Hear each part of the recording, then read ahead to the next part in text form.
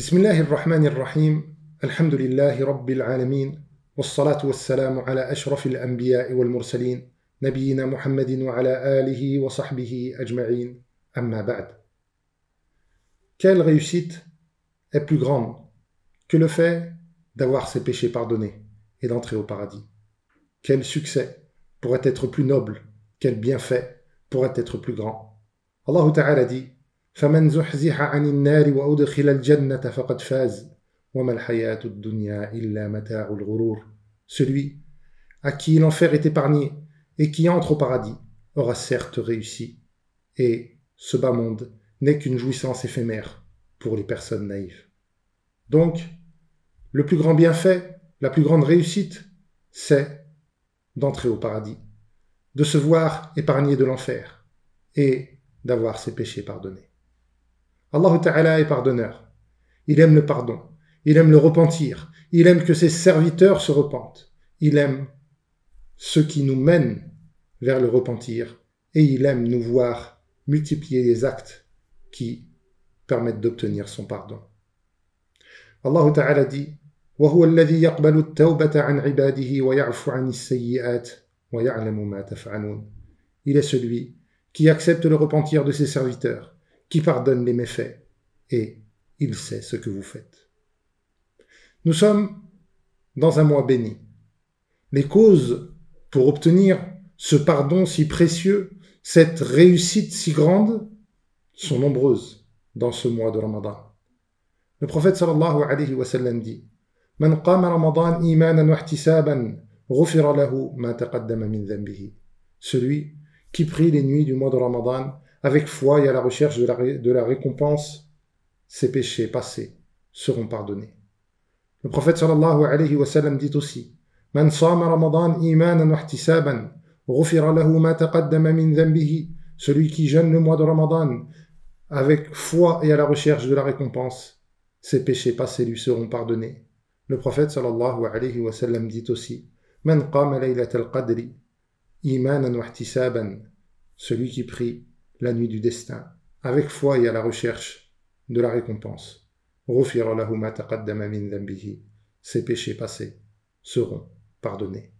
Les occasions pour obtenir le pardon d'Allah Ta'ala pendant ce mois sont donc nombreuses. Les moyens d'obtenir la satisfaction d'Allah Ta'ala, de sauver son âme, d'atteindre le paradis, sont donc nombreux et divers. Et laisser passer cette occasion serait un immense échec. C'est pour cela que le prophète sallallahu alayhi wa sallam dit: Rarima anfu mri'in dakhala alayhi Ramadan thumma salakha qabla an yughfara lahu. Malheur à une personne qui a atteint le mois de Ramadan, a débuté ce mois de Ramadan et a vu celui-ci se terminer sans obtenir le pardon d'Allah Ta'ala. Une grande partie de ce mois est passée, mais il en reste encore des nuits et des jours nobles, des nuits et des jours d'une immense importance, les 10 derniers jours du mois de Ramadan. Ce sont des jours lors desquels nous devons redoubler d'efforts, comme le faisait le prophète sallallahu alayhi wa sallam. Aïcha radiallahu anha rapporte: Kana nabiyyu sallallahu alayhi wa sallam yajtahidu fil ashri al-awakhir ma la yajtahidu fi ghayrihi. Le prophète sallallahu alayhi wa sallam faisait plus d'efforts pendant ces 10 dernières nuits, pendant ces 10 derniers jours, que ce qu'il n'en faisait pendant le reste du temps. Aïcha radiallahu anha dit aussi: Kana nabiyyu sallallahu alayhi wa sallam idha dakhala al-ashr shadda mi'zarah wa ahya laylah wa ayqadha ahlah. Lorsque les 10 dernières nuits commençaient, le prophète sallallahu alayhi wa sallam priait toute la nuit ou la plus grande partie de celle-ci, et il réveillait ses proches. C'est pendant ces 10 dernières nuits que se trouve la nuit du destin. Et c'est pour cela que le prophète sallallahu alayhi wa sallam accomplissait son i'tikaf, sa retraite spirituelle, pendant ces 10 dernières nuits, pour rechercher cette nuit du destin. Allah Ta'ala mentionne les mérites de cette nuit et dit: Laylatul Qadri khayrun min alfi shahr.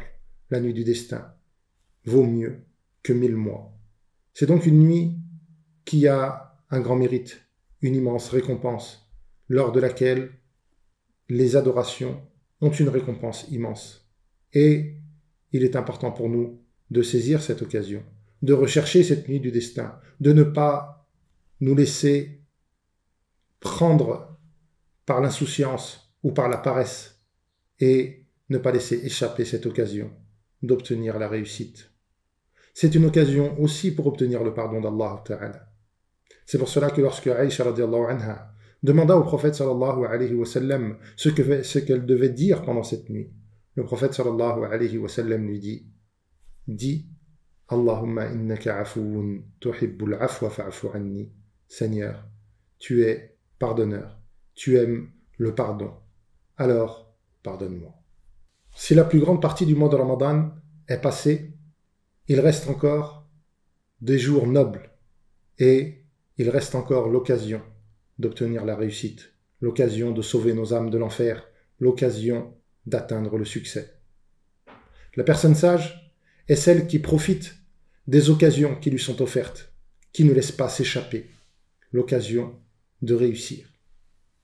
Si une personne a été bonne et pieuse pendant le début de ce mois, eh bien elle se doit d'être reconnaissante envers Allah Azza wa Jal et de multiplier les bonnes œuvres pendant cette dernière période du mois de Ramadan pour remercier Allah Ta'ala de l'avoir guidé vers ces œuvres qu'il a pu accomplir au début du mois.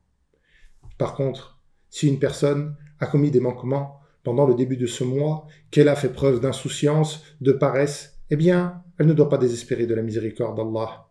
Allah Ta'ala est généreux. Allah Ta'ala accepte le repentir.